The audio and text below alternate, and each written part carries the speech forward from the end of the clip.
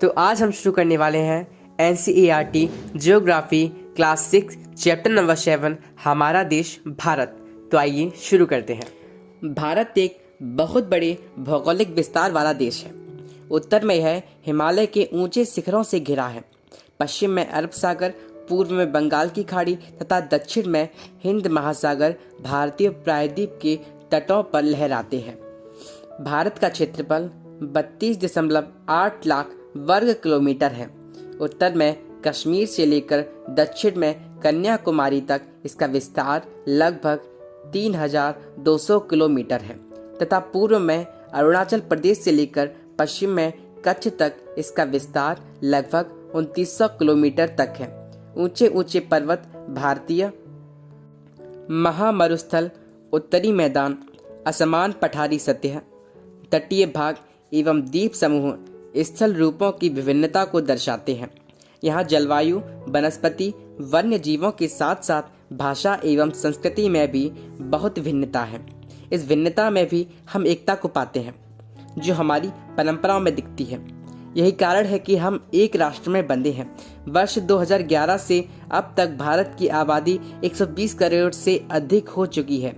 यह चीन के बाद विश्व का दूसरा सबसे अधिक जनसंख्या वाला देश है। स्थिति: भारत उत्तरी गोलार्ध में स्थित है।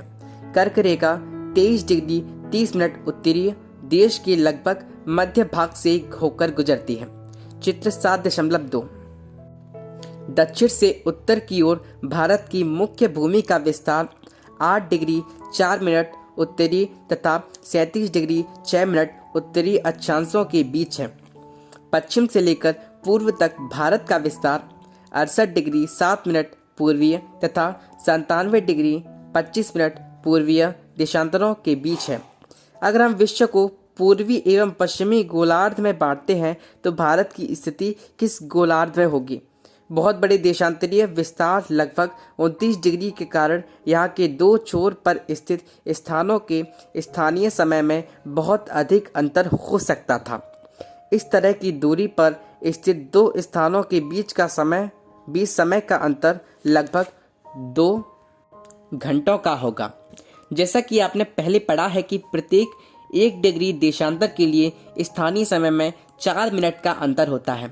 पश्चिम में गुजरात की अपेक्षा पूर्व के अरुणाचल प्रदेश में सूर्योदय लगभग 2 घंटे पहले होता है। आप पहले पढ़ चुके हैं कि 82 डिग्री 30 मिनट पूर्वी देशांतर के स्थानीय समय को भारत का मानक समय क्यों माना गया है।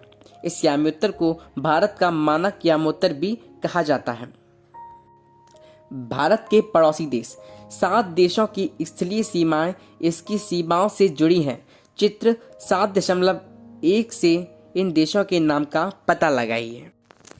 इनमें से कौन कौन से देश हैं जिनकी सीमाएं समुद्र से नहीं जुड़ी हैं?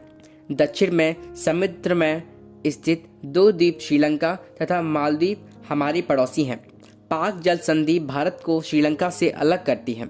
राजनीतिक एवं प्रशासनिक विभाजन: भारत एक विशाल देश है। प्रशासनिक क्रियाकलापों के लिए देश को 28 राज्यों एवं 9 केंद्र शासित प्रदेशों में बांटा गया है। दिल्ली भारत की राजधानी है। राज्यों का निर्माण मुख्यतः भाषाओं के आधार पर हुआ है। क्षेत्रफल की दृष्टि से सबसे बड़ा राज्य राजस्थान तथा सबसे छोटा राज्य गोवा है। राज्यों को जिलों में बांटा गया है। भौतिक विभाजन: भारत में पाई जाने वाली भौतिक आकृतियां विभिन्न प्रकार की हैं, जैसे पर्वत, पठार, मैदान, तट तथा द्वीप समूह। उत्तर में बर्फ से ढका हिमालय संतरी का कार्य करता है। हिम धन आलय का मतलब होता है बर्फ का घर। हिमालय पर्वत को 3 मुख्य समानांतर श्रृंखलाओं में बांटा जाता है। सबसे उत्तर में स्थित श्रृंखला को बृहत हिमालय या हिमाद्री कहते हैं।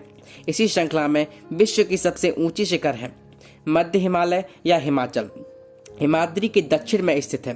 बहुत से लोकप्रिय पहाड़ी स्थान यहाँ स्थित हैं। 5 पहाड़ी स्थानों के नाम का पता लगाइए। शिवालिक सबसे दक्षिण में स्थित श्रृंखला है। हिमालय के दक्षिण में भारत का उत्तरी मैदान स्थित है। ये मैदान समतल तथा सपाट हैं। ये मैदान सिंधु, गंगा, ब्रह्मपुत्र तथा इनकी सहायक नदियों के द्वारा लाए गए जलोढ़ निक्षेपों से बने हैं।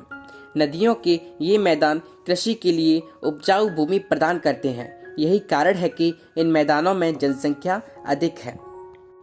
भारत के पश्चिमी भाग में भारतीय महामरुस्थल स्थित है। यह शुष्क, गर्म तथा रेतीला स्थल है। यहाँ वनस्पति की मात्रा बहुत कम है।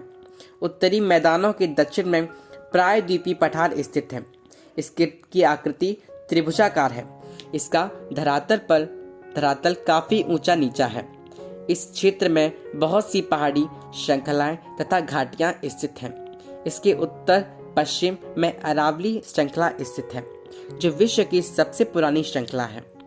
विंध्य एवं सतपुड़ा भी महत्वपूर्ण श्रृंखलाएं हैं।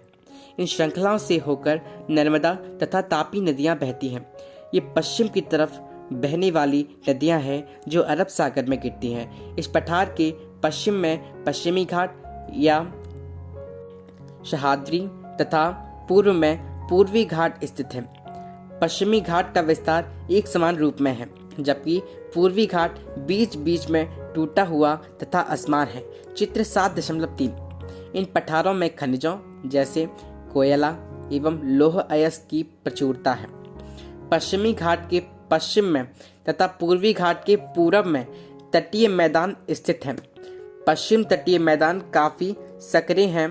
पूर्वी तटीय मैदान अपेक्षाकृत चौड़े हैं। वहाँ पूर्व की ओर बहने वाली कई नदियाँ हैं। महानदी, गोदावरी, कृष्णा तथा कावेरी बंगाल की खाड़ी में गिरती हैं। ये नदियाँ अपने मुहाने पर उपजाऊ डेल्टा का निर्माण करती हैं। बंगाल की खाड़ी में गंगा एवं ब्रह्मपुत्र नदियों के मुहाने पर सुंदरवन डेल्टा स्थित है। भारत में 2 द्वीप समूह भी हैं। लक्षद्वीप द्वीप समूह अरब सागर में स्थित है। ये केरल के तट से कुछ दूर स्थित प्रवाल द्वीप है। अंडमान एवं निकोबार द्वीप समूह भारत से दक्षिण पूर्व दिशा में बंगाल की खाड़ी में स्थित है। क्या आप जानते हैं कि कौन सा द्वीप समूह वर्ष 2004 में सुनामी से प्रभावित हुआ था? समाचार पत्रों तथा लोगों से बातचीत के जरिए जानकारी प्राप्त कीजिए कि जब सुनामी भारतीय तट से टकराई थी तो किस प्रकार लोगों ने अलग अलग तरीके से इस चुनौती का सामना किया था। सुनामी एक विशाल सागरीय तरंग है जो समुद्र तल पर भूकंप के कारण उत्पन्न होती है। तो इस प्रकार यह अध्याय समाप्त होता है। ये सभी ऑडियो बुक्स आपके एज ए यूपीएससी एस्पिरेंट आपके रिवीजन में बहुत ज़्यादा ही सहायक हैं। मैं आपको पर्सनली सजेस्ट करूँगा कि आप कम से कम एक बार इन बुक्स को हफ्ते में ज़रूर पूरा करें, जो कि आपके लिए बहुत ही लाभदायक सिद्ध होगा। धन्यवाद।